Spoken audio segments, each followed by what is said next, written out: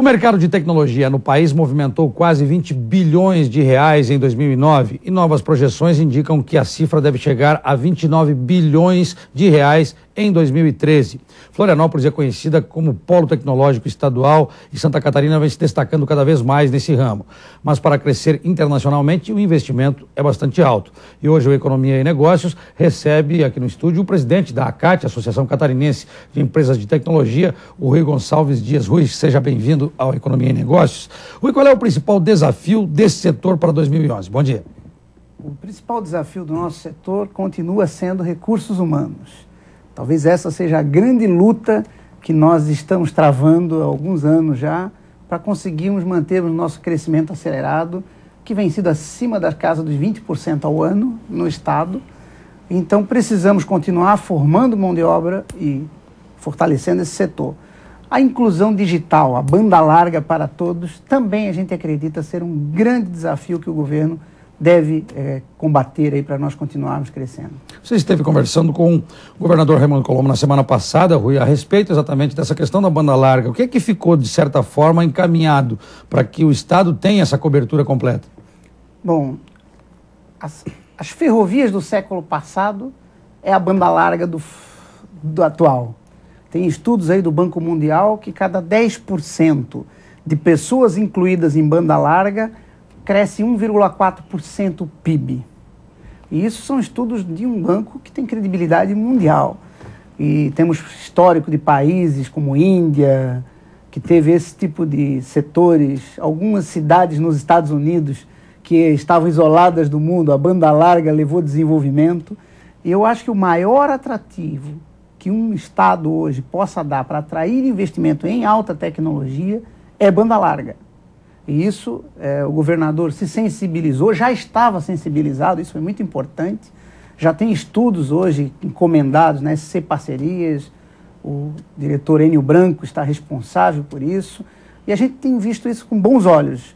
Até porque é uma coisa que o governo pode fazer com um relativo baixo investimento e com curto prazo. Ou seja, no primeiro mandato dele, ele já pode dar um grande salto em banda larga, se ele tomar uma iniciativa de imediato.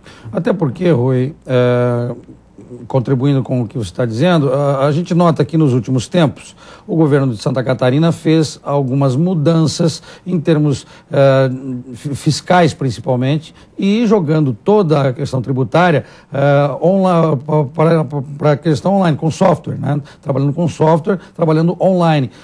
Só que o estado de Santa Catarina, como não tem banda larga com cobertura 100%, muitos empresários acabam ficando para trás, acabam sendo prejudicados por conta disso. O investimento em cima disso não será grande para poder reverter essa questão?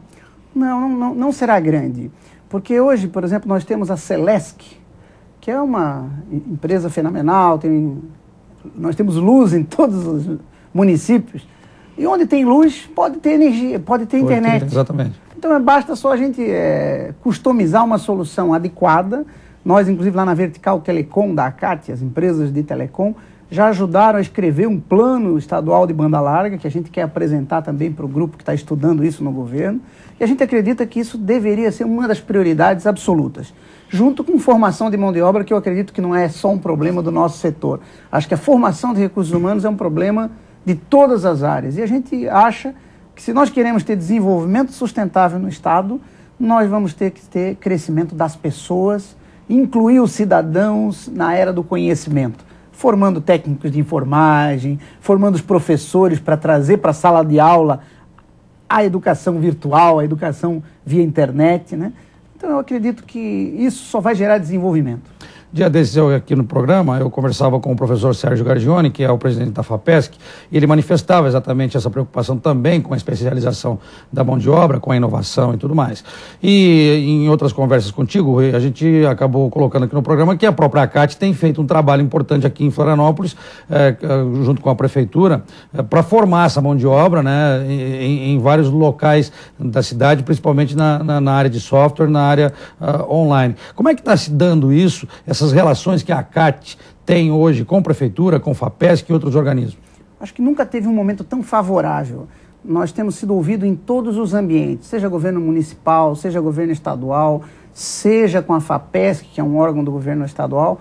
O Sérgio Gagioni assumiu muito alinhado conosco, né? Vinculado à Secretaria de Desenvolvimento Sustentável, que o deputado Paulo Bornhausen também está assumindo. O Instituto Federal de Educação tem sido maravilhoso conosco, o SENAC, o SENAI. Eu acredito que nós estamos criando uma caixa de ressonância que tem tido repercussão em todas as áreas. E o que nós temos que alinhar é os interesses de todo mundo por um canal só. Temos a obrigação de formar pessoas e precisamos delas nas empresas. Nós só temos que identificar quais pessoas e como vamos formar. Eu acredito que tenha recursos. Eu chamo isso de o milagre da multiplicação dos pães. Jesus Cristo chamou todo mundo e disse, o que vocês têm para dar aí? E o que nós estamos fazendo aqui hoje, enquanto a CAT, como articuladora, até porque temos um conjunto de empresas que necessitam de mão de obra, é identificar quem tem o que para dar. E certamente todas essas instituições, SEBRAE, estão sendo maravilhosas no atendimento dessa demanda. E o que a gente está fazendo agora é mapear quais as profissões que estão sendo criadas com esse mundo tecnológico e como nós podemos formar, atraindo gente lá da situação de risco, através de projetos sociais, como é o do Padre Wilson Groh. Hoje nós estamos formando 70 jovens ali no Instituto Federal, que uma parte deles vieram do projeto social do Padre Wilson Groh. Ou seja, eles fazem o atendimento primário, dão uma pré-qualificação, o Sistema S ou as outras instituições vão dar a formação final. E nós, empresas, vamos estar contratando na outra ponta para dar a nossa contribuição.